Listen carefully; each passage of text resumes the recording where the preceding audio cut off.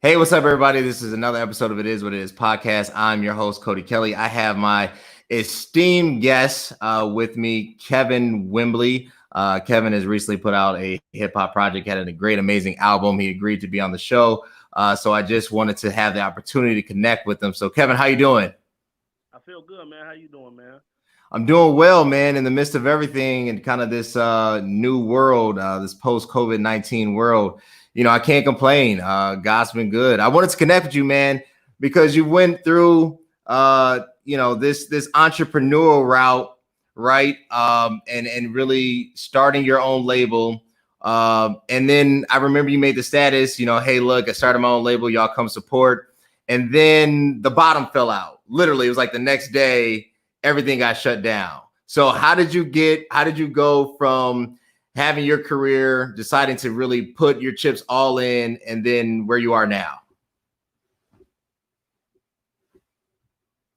My label on Valentine's Day. Can you hear me? Yeah.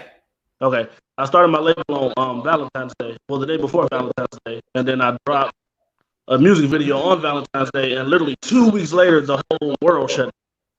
So for me, what I did was planning to do for March ended up getting pushed back to what's about to happen in June. I actually just finished my second project.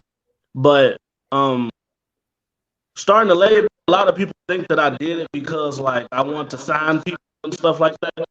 That's gonna come later. Like I've been putting thousands of dollars into my music for a long time, and people don't understand. Like when you're independent, even like let's say I put out one song with a music video.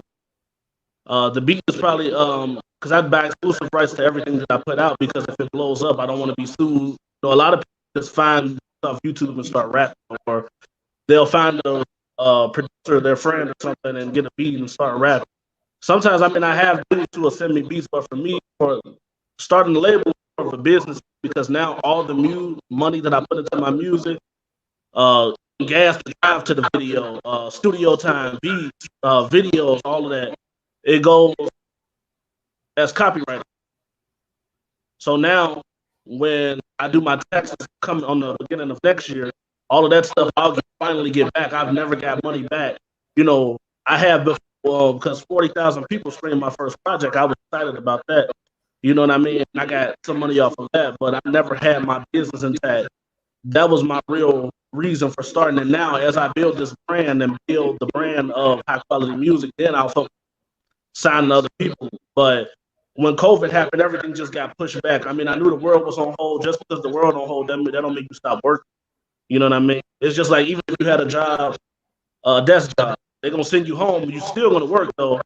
And once the world opens back up, you're gonna come back. So it's the same thing with us. Like when you're doing music, a lot of live shows we can do, concerts do, but I'm sure every artist has still been making music. Some people had to just go the digital route now and start putting out stuff digitally.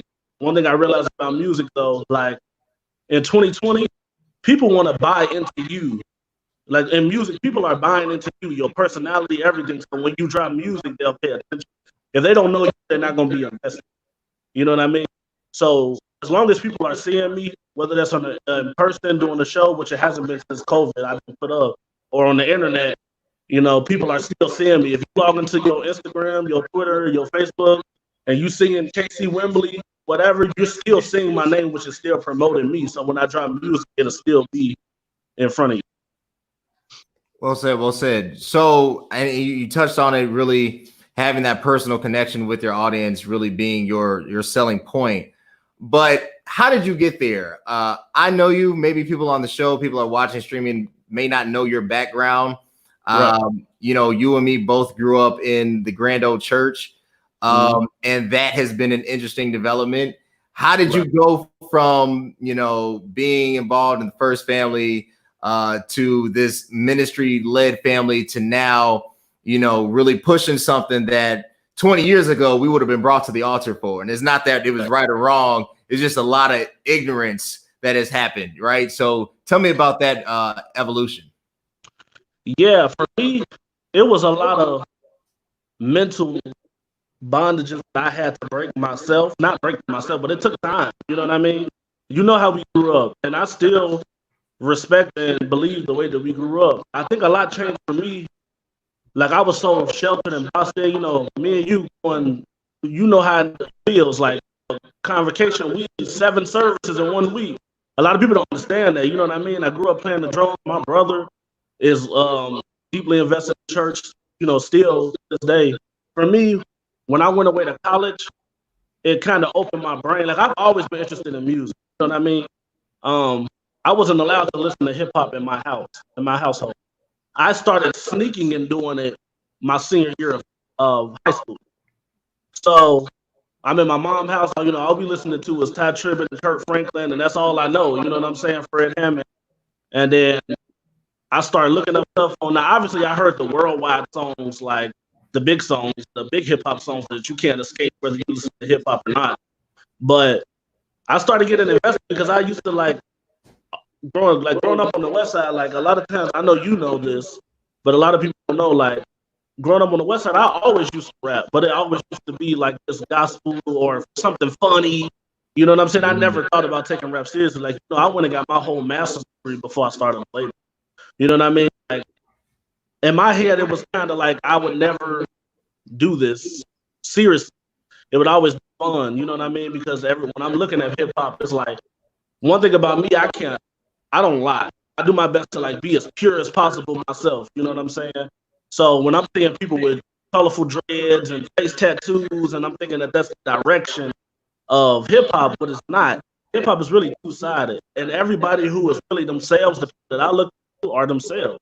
You get your people like Kendrick Lamar, like Chance the Rapper, J. Cole, Drake. Those dudes are not fades, and they're not like hood rappers either. They're just themselves, and they're huge. They're the ones who are actually the face of hip hop. Right. You know what I mean? So you actually have to look deeper, and you got to realize that the world has 7 billion people in it, and with technology and everything today, could connect directly to your audience. You know what I'm saying? Whether that's 500 people or 500 million people, it's still an audience. And the biggest way to promote music now is still word of mouth. You share a video. I've dropped videos that did 10,000 views just off the fact of 400 people sharing it. You know what I'm saying? So it's like, I understand, for me, it was more so of, if I'm going to do this, I'm going to do it and really be myself. And I knew a lot of things I wasn't showing who I really was to my family out of respect. You know what I'm saying? Because I would never disrespect them. So when I come back home and they see I got earrings and they see that I'm tatted and they see that, you know what I'm saying? They know that I'm changing, but we're not having these conversations. You know what I'm saying? But I just decided that I'm going to be myself and do me. And I know how we was grew up, and people, even with this next project, a lot of people see, church has always been part of my life. You know what I'm saying? So that's a part of my story that I'm not hiding. But it's just not church people realizing that's not the only part of my story. You know what I'm saying? There's a lot of things that's happened in my life, a lot of things that's changed me, a lot of things that made me who I am. You know what I'm saying? And you heard my first project, anybody who heard it, I got a song on there called Got It Made. And growing up, it's weird because it's we feel oh man, if I do this, I'm gonna die and go to hell. You know what I'm saying? That's how I always think, and I realize that's a bondage mentality. A lot of people might not agree with that, you know what I'm saying? But that's how I feel. So it's a lot of times when I went away to school, I couldn't really decipher the difference between God and church. You know what I'm saying? I'm doing all of this because I don't want to disappoint my family. I'm doing all of this because it's right, but is it really about following a rule and not disappointing the people you love, or actually having a connection with God? I feel like I never had a connection with God. I was speaking in the youth churches and stuff, really just trying to be like Lewis. I remember. Because I'm saying that this is I'm 16 years old. You know what I'm saying? And my brother's doing this, and this is all I know. But then when I went away to school, I'm realizing that that's not really me. And the thing that I have to come to terms with it, and that's okay. You know what I'm saying? You got to be yourself. I would rather be the only and first me than a duplicate of somebody else, which is what led me on this journey to actually taking music. That makes sense. Would you say that one of the struggles, before I go to my next question, in the way we grew up, is that we didn't have a choice? Right. Right. So it's they saw something or they wanted to see something and you had to do it. You had to play drums. Lewis had to preach. I had to preach. Right. You know what I'm saying? But it wasn't was it ever asked, hey, what if you just wanted to be I don't know, usher, like, you know, something that has nothing to do with the mainstream view of what the organization is. That question was never asked, right? And the struggle of, I have other talents that might not fit your view of me, but it's still a God-given ability. Exactly. But gifts and callings come without repentance. You don't have to be in the church to. I mean, a lot of people are gifted, as you see, who don't even believe in God. So it's like, for me, I think another question, yes, you're right, but it was never asked of me. It's kind of like this. If you choose something and that's all that you've ever seen, are you choosing it because out of obligation or because you actually want to? Like, now I meet so many Christians who studied every religion and then they chose Christianity. I love that, rather than I grew up in church and I don't know nothing about anything else. This is why I'm, you know what I'm saying? Mm-hmm. And see, that was more so my thing. Like, when I went away to school, I realized it's like, and I'm still a Christian. I don't believe in anything other religion or anything like that. Yeah. But it was good to like get exposed to everything that the world has to offer and still be able to stick to my beliefs growing up. You know what I mean? The foundation. So for me, I honestly never really wanted to be anything in church. Like, I never wanted to be a pastor. I never wanted to be a preacher. Like, I love playing the drums. You know what I'm saying? I would do that. Me and Kiara would do that. Lewis played the organ. But, like, I never had a desire to be in the pulpit. You know what I'm saying? Like, I never had, like, that's my brother's thing. And he's really well at it. You know what I mean? Yeah. But for me, that's just not what I wanted to do. Now, the way I grew up in my family, they hear that. Now they understand. But if I would have said that back then, that would have been blasphemy. Oh, I know. You know what I'm saying? Yeah. I know for myself, the struggle with, hey, just because I'm good at it doesn't necessarily mean I'm called to do it. Right. And just because, you know, my grandfather might do this, you know, we might be both light-skinned and bald, but Cody Kelly is a completely different animal. You know, right. You know, so I totally understand. Like, I don't have to inherit your responsibility. You know, that's completely you at the end of the day. My faith, I'm still there. I still believe, I still love, I'll still serve. But there's a completely different area that I'm trying to reach with God being still in my focus and worship. Like this. Yeah. Like, you know what I'm saying? What you're doing right now. Like, even like, I know you're really heavy into politics too, right? Yeah. Growing up, I mean, church and politics might go hand in hand a little bit, but it's like, there's other avenues that you can reach outside of the four walls. Some people call to preach, some people call to teach, some people call not to do anything, but you're still going to reach the amount of people that you're supposed to reach, being yourself and doing what you feel like. Let me tell you something. I didn't reach so many people through music, and that's not even trying to cap on live. Like, so many people, one thing I don't do is I know in hip hop it's a big thing to like fake it until you make it. Me, I wanted my stuff to be organic. Mm-hmm. You know what I mean? I wanted to drop something and people connect to it and reach out to me. I'm not the type of person, like, as you can see on my social media, I don't post music 24/7. Because here's the thing. If you make it quality and you post it, people are listening.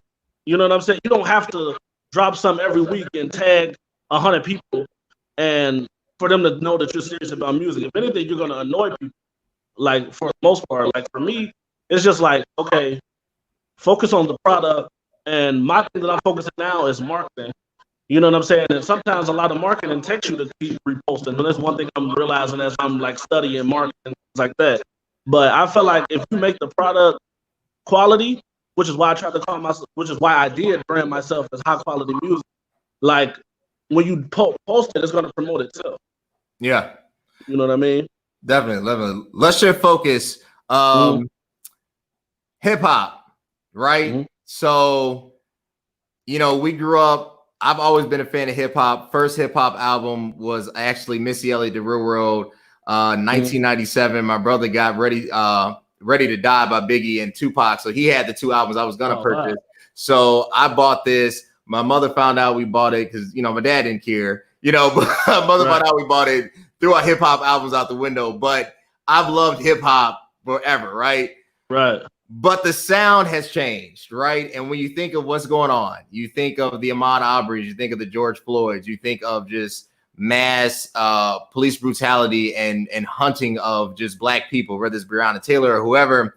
What is the sound of hip hop now, right? Because bling bling doesn't, it's not that it's not a great song, it's just it doesn't fit what the current state of the world is. What is that future sound of hip hop? Right. I think now people always say social media, I think it kind of made the world flat, because now what's going on in Alaska, you can see it right from your cell phone. You know what I'm saying? It used to be promoted by the news, and that's why radio is losing its power, because now we have streaming. You get in your car, you know what I mean? I think that hip hop future state is whatever the individual wants it to be, because it's out there. You know what I'm saying? Like, people have always made music that wasn't about what's going on. You know what I'm saying? But the thing is, back in the 90s and the early 2000s, music actually had purpose. Music actually had a message in it. You know what I mean? And now there are just as many artists who still making music with messages. It's just the industry isn't only promoting BS because it's an agenda behind that if you act. But I think the future of hip hop, like, I don't expect any of these current rappers to really talk about what's going on right now. You know what I'm saying? I don't really expect a rapper like, I mean, there's still a few, but the majority mass rappers, a lot of people, like, this is the microwave generation. People care about melody, and they don't really care about content anymore. It's really all about the quick, easy melody. You know what I'm saying? That you can play in the club or you can play in the car that's going to make people get hyped. It's like people only focus on one emotion, and that's turned up right now when you have hundreds of emotions that you can make music. You know what I'm saying? So I think the future of hip hop is whatever the individual wants it to be, but you just got to do some searching. Now, I think that on the mainstream level, I think that the agenda they're going to keep pushing is making the kids younger and younger and dumber and dumber. You know what I'm saying? Promoting a lot of promethazine and things like that. But I think another discrepancy of hip hop is, like, even like I don't know nobody who's under 25 that's a J. Cole fan. Now, mind you, J. Cole is like 35 now. Right. Now, I was getting into hip hop when I was late teens. J. Cole was like 27, 28. You know what I mean? It was about 5 years ago. I'm 27. So we love him.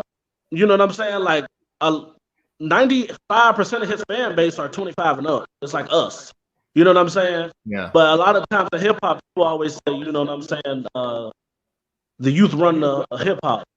And I kind of disagree with that, because they act like just because there's a new wave, the people who still love J. Cole aren't still here. We're still listening to hip hop. We're just older now. You know what I mean? So people usually focus on that like 15 to 23, 24 range, but forget about us 25 to 35 range. Like, we're not still hundreds of millions of people. You can still reach your audience. You just have to be intentional with the branding. So I think that for the future of mainstream hip hop, they're still going to focus on those 16, 21-year-olds, because they know whatever they tell them on the radio they're going to do is going to raise the crime rate. People are not going to have no identity. People are going to start just doing whatever. Like, as you can see, the times currently change, and you can always see how the youth adapt to it. You know what I mean? And it's because they don't have no guidance. Us, 25 and up, we're like, and I'm not saying people under 25 don't have guidance, but I'm saying the majority of the people, like when you're a teenager, you're following the trends.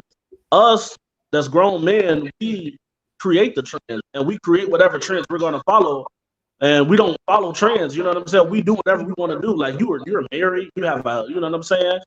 You're not going to probably listen to NBA Youngboy because his content is not going to relate to what you're going through in your life. Right. You know what I'm saying? Like, I saw this thing going around. It was comparing NBA Youngboy to Jordan Lucas. And for me, it's like, it's all about the content. NBA Youngboy is going to seem bigger because he's going to relate to the what's going on, like a whole bunch of hood dudes killing people, doing stupid stuff. That's his crowd. You know what I'm saying? Jordan Lucas is more thought out, more clever. A lot of people can relate to that. You're going to find older people who actually have sense and listening to the content and care about what you're saying. You know what I'm saying? That's going to listen to him. So I think the future of hip hop mainstream is going to continue to decline. That's what I personally. But I think that if you really love music, there's hundreds and thousands of artists who are speaking what can relate to you, and it's up to you to find it. That's true. That's true. Talk to me about the real process of entrepreneurship. You made a status when you started your label, you sold your car, right? When you put that first project out, you made all these sacrifices. How many correct the people that they think that all you got to do is make one cool TikTok video blow up and you got a Made in the Shade. Tell us about that real entrepreneurial grind every single day. Yeah, and that's a great question, because a lot of people care about going viral, but it's not intentional. Like, this is how I look at it. When I first moved to Atlanta, right, I would see certain people like that I saw on Instagram before I moved out there, and you will see them with 1 million followers, and you're like, oh my God, they're so lit. And then you realize, and it's not to shame anybody, but this is just what I was realizing, that a lot of those people, don't have real money, or they're working the same dead end jobs as everybody else, or they're sleeping on people's couches and stuff like that. And here's the thing: a lot of people don't know perception is not reality. Like, a lot of people want to be lit. A lot of people don't want to be paid. A lot of people don't know what it takes. And a lot of people don't know that just because you go viral don't mean it's going to transcend into your music. You know what I'm saying? So as an entrepreneur, for me, I focus on reaching the people that I can reach. I can't look to the left or to the right of me. You know what I'm saying? Because what he's doing, I might know, this is not to shame nobody, I might know his real situation and know that even though he's popular right now, I would never want to be in that situation. You know what I'm saying? And because once a new popular person come out, the label's going to shelve you and you're not going to be able to drop music. You see it all the time. A lot of these young dudes are signed for $200,000, which is a loan that you're going to have to pay back. You know what I'm saying? And then next thing you know, they're worldwide famous. They're huge. They can't get out of their deal. They can make music that they want to make. They got to make music that the label tells them to make, because the label is going to have people make music about what's going on, the trend. You know what I'm saying? So for me, I don't look at people in hip hop like, man, I wish I was there. I wish I know. I'm reaching people that I'm supposed to reach, and I'm exactly where I'm supposed to be. Like, I feel like being an entrepreneur, people don't understand that on the back end, it takes so much sacrifice. Like, definitely as an independent artist, if you're doing it right. Like, for me, I went and got a brand new car. I was paying $500 a month, and on top of that, $1,000 of rent. I mean, thankfully, I had my master's degree, and I was making really good money in my field of study that I went to school for. And I can only imagine people who aren't doing that. You know what I'm saying? But a lot of my money was going to stuff that wasn't promoting my music. Like, when I'm getting my check, I have to pay rent. I have to do this. I have to do this. Like, even the grind I'm on right now, I found a side job. And when I first seen it, I did it in college, and I'm like, man, this only pays $15 an hour. But then I had to realize there's no cap on overtime, and $15 an hour after 40, $22 an hour. And if there's no cap on overtime, you could work 100 hours a week and get a $4,000 check every 2 weeks that could really help. You could pay $2,000 to pay your bills or whatever, and now you got $2,000 left over to promote your music. And you don't have to do 200 hours every 2 weeks, but you can do what you need to do to get to where you need to be. People don't realize it takes so much money. If I put out one video, I've spent over $1,000, $300 for the beat, $300, $400 for the exclusive rights for the beat, $200 for studio time, mixing and mastering and all that stuff. And one music video is always between $500 to $700, just for me to put something out there for people to see if they like it or not. You know what I'm saying? Like, people don't understand, like, you're going to have to continuously put thousands of dollars into yourself. You know what I'm saying? It's not about making a TikTok video. You can do that too. That's the market. You know what I'm saying? That's what you want to do, but make sure you have your brand intact. You're actually doing what you're supposed to do to push yourself. Like, intentional steps forward. It's not about steps forward. It's not about taking steps if it's to the left or to the right. It's about intentional steps forward. That's how I look. Because if I get on somebody's social media and they doing TikTok, and then they drop some music, I might pay attention for the first time. But here's the thing: you can market all you want to. If the music isn't quality, people aren't gonna. You know what I mean? No, that makes sense. Intentional steps. I know. I mean, you hit on it. People don't realize even this platform isn't free, right? We put so much energy and resource into providing something on the hope that you gravitate towards it, right? And then we don't see a return for years, but I'm glad you hit on it. Well, look, I appreciate it. What do you have in the pipeline right now? I know you dropped that one last year. I know you've been working. What's going on right now? Well, right now, as of last week, I have a little more to do because I recorded my music, but I still have to get it mixed and mastered. I am about to drop my second project, and my focus on this marketing. Like I said, my first one did 40,000. I'm 40,000 streams, I mean, and I'm very grateful for that. You know what I'm saying? And it took over time. It wasn't immediate. You know what I mean? For this next one, my goal is to reach 100,000 people. That's what I have down. That's what I want to, you know what I'm saying? Whether, because I've had people hear my stuff and then reach out to me on Twitter or Facebook or Instagram and, man, I don't know who you are, but just don't touch me, da, da, da, da.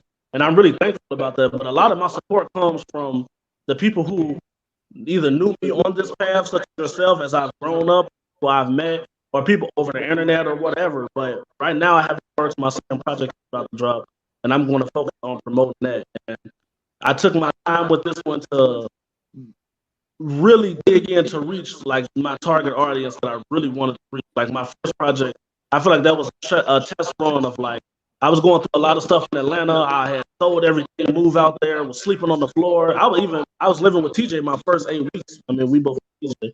So I was living with TJ my first 8 weeks of being there, and I sort of got thrown out on my own. And then after in 2019, I had moved to Chicago. You know what I mean? And I feel like a lot of things that I was doing while I was there, it was kind of like, you didn't have to do all of this to get to this point. You could have did this in a different way, and you still would have reached a lot more people, and you would have been able to do it a lot at a more rapid pace. Because the thing is, everybody's fighting for your attention on this, your attention on your cell phones. I'm not just going against other independent artists. I'm going against mainstream artists. I'm going against stuff that's happening in the world, like this whole George Floyd situation. If I drop a tape, if I would have dropped a tape the day that he passed away, I mean, granted, his death is way more important than music. So I want to put that out there. But if you work hard on a project, you want to try to drop it on a day that not another big event happened, because you want people to pay attention. You know what I mean? And that's another thing people don't realize. Like, and now you never know what's going to happen at any day, at any time.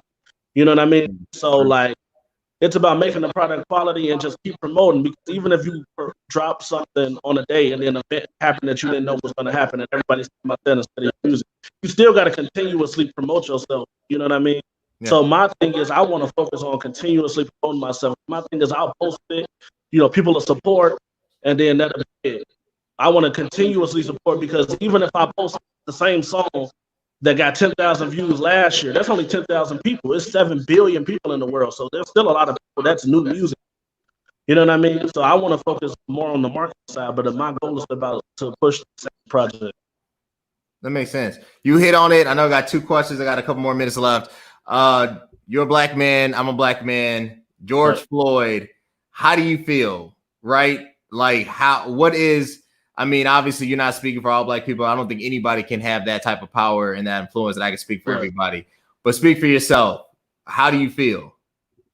Man, I'm outraged by it. You know what I'm saying? But my whole thing is, this is how I view it. What Minneapolis is doing right now, you know what I'm saying? Like when I first got, like, I'm an alpha. Martin Luther King was an alpha.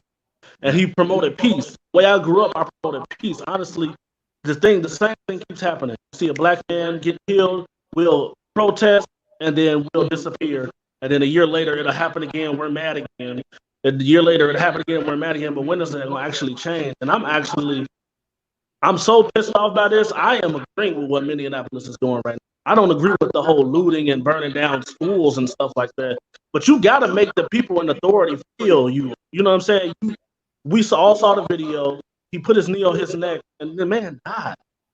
He telling you that he can't breathe. All you had to do was move. He could have stayed on the floor. All you had to do was take your knee off his neck, and he'll still be alive, and nobody will be riding right now. You have a lot of racist people in high power. You know what I mean? And a lot of things they're doing are intentional. You know what I'm saying? So it had me pissed off. Just like everybody, I shed some tears. You know what I'm saying? But my whole thing is like, this is 2020. Trayvon Martin died when? 2012? 2012, 2013, yeah. Okay, yeah. 2012, 2013, and George Zimmerman is still alive today. Right. That's what, stuff like that pisses me off. Even if the cop loses his job, probably not going to die. You know what I'm saying? So it's like... Right. And gets to keep their pension. Yeah. You know what I'm saying? Yeah. You still keep your pension. You probably was going to retire in the next year anyway. Right. You know what I'm saying? So now this man's life is gone, and all you're going to do is get to retire a year early. That sounds like a privilege to me. You know what I'm saying? I feel like you got to make them feel it. You got to make them, I don't know, bro. It's hard for me. I don't want to get on social media and promote violence, because that's not who I am in my heart. But it's like, what do you do? do we just protest and then next thing you know, another man who's watching this situation right now dies next year the same exact way, and we're outraged again? Like, Right. no, I feel like you take one of ours. Way Minneapolis is going. It's like we got to take some of y'all, and I don't want to promote that, but I feel like that is the only way. Like, I feel like I'm agreeing more with Malcolm than Martin at this point, and it's probably because of outrage, to be honest. Yeah, because I'm upset. Story of OJ, man. I mean, Right. no matter what we do, what did Jay-Z say? So Yeah, like, it's just the facts. I mean, it doesn't matter. Our blackness is a problem, you know. So, but look, I appreciate you. Where can people connect with you? Where can they find you? Where can they get your album? Yeah, everywhere. So if you stream through Tidal, Apple Music, YouTube, iTunes, everywhere. All you got to do is type in KC and then last name Wimbley. So KC is the first name, the letter K, the letter C, space, and then Wimbley. WIMBLUY. And that you can find me there on all social medias too. Everything's the same everywhere. So. All right. Well, Kevin, I appreciate it. Y'all connect with Kevin, get his album. He's about to drop the second one. The first one was amazing all the way through. But I appreciate you being on the podcast, brother. Love you, man. Until then, I love you too, man. All right.